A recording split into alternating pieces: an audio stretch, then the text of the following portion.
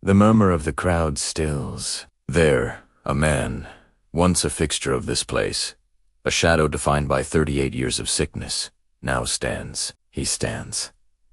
The mat that was his world, his prison, is now rolled under his arm, a trophy of his newfound freedom. The air, thick with the scent of water and hope, suddenly turns sour. Through the astonished onlookers, a group of Pharisees barrels forward, their robes swirling like a storm cloud. Their faces are masks of indignation, their voices sharp and accusatory, cutting through the awe-filled silence.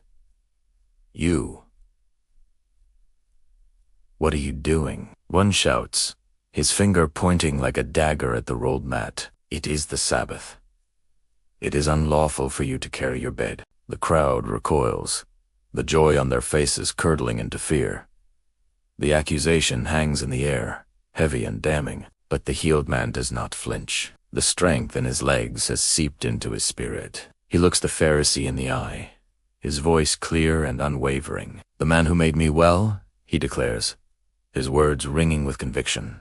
"He said to me, 'Take up your bed and walk.'" The simplicity of his statement is a fortress. He doesn't argue law. He proclaims a miracle. He gestures back toward the source of his healing, toward a figure standing calmly amidst the growing chaos. It's Jesus. He stands serene, an island of peace in a raging sea of religious fury. The Pharisees turn their wrath toward Jesus, their voices rising to a fever pitch. "By what authority you dare defile the Sabbath? This is blasphemy." They try to push past the healed man, to confront Jesus directly, but the man plants his feet. He, who was once immobile, is now an immovable shield. He stands between the fury of men and the grace of God, his body a testament to the power that has just transformed him. He will not let them pass. He will not let them harm the one who gave him back his life. The standoff is electric. The dust motes dance in the shafts of cinematic light, illuminating the raw emotion etched on every face. The harsh confrontation between rigid law and profound love is laid bare for all to see. Then, with a quiet authority that silences the entire courtyard, Jesus steps forward. He places a gentle hand on the healed man's shoulder. His gaze sweeps over the furious Pharisees, not with anger, but with a divine sorrow. His voice, though not loud, carries the weight of heaven itself.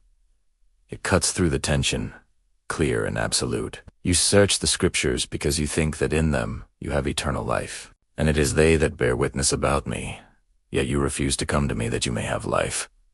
He pauses, letting the words sink in, letting the crowd absorb the magnitude of what they are witnessing. He looks at the Pharisees, his eyes filled with a powerful, piercing light. "You judge this man for carrying his mat," Jesus continues, his voice resonating with divine authority.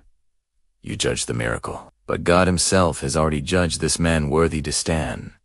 A collective gasp ripples through the crowd. The statement is revolutionary. It reframes everything. It's not about the breaking of a rule. It's about the restoration of a man. It's not about human judgment. It's about divine mercy. The AOE is palpable. The Pharisees are stunned into silence, their arguments turning to ash in their mouths. In that moment, in the dust and the light of a Jerusalem afternoon, everyone at the pool of Bethesda understood they were standing on holy ground, witnesses to a power far greater than any earthly law. Thank you for watching. If this story moved you, please consider liking this video and subscribing to our channel for more content that brings these powerful moments to life. We'll see you in the next video.